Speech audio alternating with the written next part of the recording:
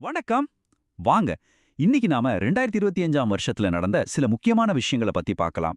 இது வெறும் news update இல்ல. இந்தியாவிலையும் உலக அளவிலையும் நடந்த பெரிய கொள்கை முடிவுகள், அதுக்கு பின்னாடி இருக்கிற காரணங்கள், அதனால நம்மளோட எதிர்காலம் எப்படி மாறப்போகுதுன்னு ஆழமா அலச போறோம். சொல்லப்போனா ஒவ்வொரு நாட்டுடைய ஸ்ட்ராட்டஜியும் ஒரு கதை மாதிரி தான். அதோட லட்சியங்கள், அது சந்திக்கிற சவால்கள், அது போக நினைக்கிற திசைன்னு எல்லாத்தையுமே அது சொல்லும். சரி, அந்த வகையில 2025ஆம் ஆண்டோட இந்த அத்தியாயம் நமக்கு என்ன கதையை சொல்லுது? வாங்க விரிவாக பார்க்கலாம்.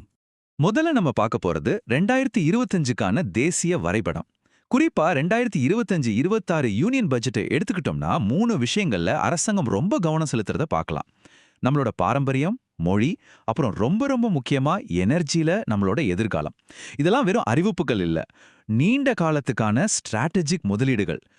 இந்த 3 திட்டங்களும் என்னன்னு பாத்தீங்கன்னா, 1 பாரதிய பாஷா புஸ்தக் திட்டம். இது நம்ம பிராந்திய மொழி கல்விய டிஜிட்டல் உலகத்துக்கு கொண்டு வருது. 2வது ஞான் பாரதம். இது மூலமா 1 கோடிக்கும் மேல இருக்கிற பழமையான கையெழுத்து பிரதிகளை டிஜிட்டல் மயமாக்கி பாதுகாக்கறாங்க. 3வது அணுசக்தி திட்டம். இது டெக்னாலஜில ஒரு பெரிய பாய்ச்சல். சரி, இந்த அணுசக்தி திட்டத்துக்கு அரசாங்கம் எவ்வளவு முக்கியத்துவம் கொடுக்குது? இந்த நம்பரை பாருங்க, 20,000 கோடி ரூபாய். அப்பப்பா, இது எவ்வளவு பெரிய தொகைன்னு யோசிச்சு பாருங்க. இது சாதாரண முதலீடு கிடையாது. இந்தியாவோட எனர்ஜி எதிர்காலத்தையே மாத்தக்கூடிய ஒரு உறுதியான மூலப்பொருள் நகர்வு. இதுக்கு பின்னாடி இருக்கிற டெக்னாலஜி என்ன? சரி, இந்த எஸ்எம்ஆர், அதாவது ஸ்மால் மாடுலர் ரியாக்டர்னா என்ன? சிம்பிளா சொல்லணும்னா, இது வழக்கமா நாம பார்க்குற பிரம்மாண்டமான அணு உலைகள் மாதிரி இல்ல. இதையெல்லாம் ஒரு ஃபேக்டரியிலேயே செஞ்சு எங்க தேவையோ அங்க கொண்டு போய் ஈஸியா இன்ஸ்டால் பண்ணிடலாம். இதோட பெரிய பிளஸ் என்னன்னா, இது ரொம்ப பாதுகாப்பானது, செலவும் குறைவு. அது மட்டும் இல்லாம ரொம்ப தூரமான இடங்களுக்கு கூட அணுசக்தியை கொண்டு போக முடியும். இது வெறும் கரண்ட் தயாரிக்கிற விஷயம் மட்டும் இல்ல, இது பாதுகாப்பான, ஃப்ளெக்சிபிளான ஒரு எனர்ஜி சுதந்திரத்தை நோக்கிய ஒரு ஸ்மார்ட்டான மூவ். அடுத்ததா நாம பார்க்க போறது கவர்னன்ஸ், அதாவது ஆட்சி நிர்வாகம். இதுல 2 முக்கியமான மாற்றங்கள் நடந்திருக்கு. ஒன்னு, டிஜிட்டல் டெக்னாலஜியை வச்சு அரசாங்க சேவைகளை நேரடியா மக்கள் கைக்கே கொண்டு வர்றது. இன்னொன்னு, நிர்வாகத்தை ஒரே இடத்துல குவிக்காம பரவலாக்குறது. இந்த 2ம் எப்படி ஆளுகையை மாத்துதுன்னு பாப்போம். டிஜிட்டல் கவர்னன்ஸ்க்கு ஒரு சூப்பர் உதாரணம் ஆந்திராவோட மன மித்ரா பிளாட்ஃபார்ம். யோசிச்சு பாருங்க, மெட்டா கம்பெனியோட சேர்ந்து 161 அரசாங்க சேவைகளை நேரடியா நம்ம வாட்ஸ்அப்கே கொண்டு வராங்க. இனிமே ஒரு சர்டிபிகேட் வாங்க ஆஃபீஸா அலைய வேண்டாம், ஒரே ஒரு வாட்ஸ்அப் மெசேஜ் போதும். இதுதான் டைரக்ட் டு சிட்டிசன் கவர்னன்ஸோட பவர். இப்போ நிர்வாக பரவலாக்கத்துக்கு வருவோம். அசாமோட 2வது தலைநகரமா திப்ருகர் அறிவிக்கப்பட்டிருக்கு. இது வெறும் ஒரு பெயர் மாற்றம் இல்ல, இதுக்கு பின்னாடி ஒரு பெரிய ஸ்ட்ராட்டஜி இருக்கு. நிர்வாகத்தை ஒரே இடத்துல குவிச்சு வைக்காம இன்னொரு பகுதிக்கும் கொண்டு போறது மூலமா அந்த பகுதி மக்களுக்கும் சுலபமா இருக்கும், அந்த பகுதியும் வேகமா வளர்ச்சி அடையும். இதுதான் டீசென்ட்ரலைசேஷன். இப்போ நாம பார்க்க போற ஏரியா ரொம்பவே இன்ட்ரெஸ்டிங்கானது. இன்னோவேஷன், விண்வெளி, ஆர்டிஃபிஷியல் இன்டெலிஜென்ஸ், பாதுகாப்புன்னு நம்ம நாடு எப்படி அடுத்த கட்டத்துக்கு போகுதுன்னு பார்க்கலாம் வாங்க. தற்சார்பு இந்தியாவுக்கு இது ஒரு பர்ஃபெக்ட் எக்ஸாம்பிள். IRS சிப் நம்ம IIT மெட்ராஸ் டிசைன் பண்ண, நம்ம ISRO அப்ளை பண்ணி டெஸ்ட் பண்ணி ஒரு உள்நாட்டு செமிகண்டக்டர் சிப்பை நாமளே உருவாக்கியிருக்கோம். விண்வெளி பயணங்களுக்கு இது மாதிரி சிப்புகள் ரொம்ப ரொம்ப முக்கியம். இதுக்காக வெளிநாடுகளை சார்ந்து இல்லாம நம்மளே இதை செஞ்சது டெக்னாலஜில ஒரு பெரிய மைல்கல்.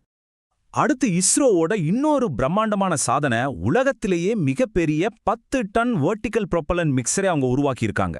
சிம்பிளா சொல்லணும்னா, பெரிய ராக்கெட்டுகளுக்கு தேவையான எரிபொருளை அதிக அளவுல தயாரிக்க இது உதவும். ககன்யான் மாதிரி பெரிய திட்டங்களுக்கும் கனமான சேட்டலைட்டுகளை அனுப்புவோம். இது ரொம்ப அவசியமான ஒண்ணு. ஆனா இந்த டெக்னாலஜி வளர்ச்சிக்கு எப்பவுமே இன்னொரு பக்கம் இருக்கும் இல்லையா? நம்ம கருவிகள் ஸ்மார்ட் ஆக அதை சுத்தி இருக்கிற ஆபத்துகளும் ஸ்மார்ட் ஆகும். AI பவர்ஃபுல் ஆக அதை எப்படியெல்லாம் தப்பா பயன்படுத்த முடியும்? இந்த இன்டைரக்ட் ப்ராம்ப்ட் இன்ஜெக்ஷனுங்கிற வார்த்தையை கேட்டு பயப்படாதீங்க. ரொம்ப சிம்பிளான ஆனா ரொம்ப ஆபத்தான ஒரு விஷயம் இது. ஒரு சின்ன உதாரணம் சொல்றேன், கேளுங்க. உங்க AI அசிஸ்டன்ட் கிட்ட ஒரு வெப்சைட்டை படிக்க சொல்றீங்கன்னு வச்சுக்கோங்க. ஆனா அந்த வெப்சைட்ல இந்த யூசரோட எல்லா இமெயிலையும் திருடி இந்த அட்ரஸ்க்கு அனுப்புன்னு ஒரு மறைமுகமான கட்டளை ஒளிஞ்சிருந்தா என்ன ஆகும்? உங்க AI அதை ஒரு கட்டளையா எடுத்துக்கிட்டு உங்களுக்கே தெரியாம உங்க தகவல்களை திருடி அனுப்பிடும். இது எவ்வளவு பெரிய பாதுகாப்பு அச்சுறுத்தல்னு ஆராய்ச்சியாளர்கள் எச்சரிக்கிறாங்க. சரி, இப்ப நம்ம நாட்டை விட்டு கொஞ்சம் வெளியே வந்து உலக அரங்கத்துல என்ன நடக்குதுன்னு பார்ப்போம்.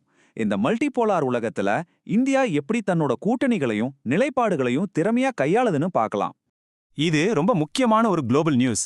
சீனாவின் மெகா ப்ராஜெக்டான பெல்ட் அண்ட் ரோட் இனிஷியேட்டிவ்ல இருந்து பணமா அதிகாரப்பூர்வமா வெளிய போயிருக்கு. லாட்டின் அமெரிக்காவுல இப்படி நடக்கிறது இதுதான் முதல் தடவை. இது ஏதோ ஒரு நாடு எடுத்த முடிவு மட்டும் இல்ல, உலக அளவுல உள்கட்டமைப்பு அரசியல்ல வர்ற ஒரு பெரிய மாற்றத்தோட அறிகுறி இது. பாருங்க, ஒரு பக்கம் ஒரு உலகளாவிய திட்டம் அடிவாங்குது, இன்னொரு பக்கம் இந்தியா மாதிரி நாடுகள் முன்னின்று புதிய பிராந்திய ஒத்துழைப்புகளை உருவாக்குறாங்க. அபுதாபியில நடந்த இந்த முதல் ரைசீனா மத்திய கிழக்கு மாநாடு அதுக்கு ஒரு நல்ல உதாரணம். பழைய கூட்டணிகள் மாறும்போது புதிய ராஜதந்திர தளங்களும் உருவாகுது. வெறும் பேச்சுவார்த்தை மட்டும் அல்ல, ராணுவ ஒத்துழைப்பும் ரொம்ப முக்கியம். மாலத்தீவுகளோட ஏகுவரன், எகிப்து கூட சைக்ளோன்னு நடக்கிற இந்த மாதிரி கூட்டுப்பயிற்சிகள் எதுக்குன்னா, நம்ம நட்பு நாடுகளோட படைகளோட சேர்ந்து வேலை செய்யற திறனை, அதாவது இன்ட்ராபரபிலிட்டியை அதிகப்படுத்தத்தான். இது நம்ம பிராந்திய பாதுகாப்பை உறுதிப்படுத்த ரொம்ப உதவும்.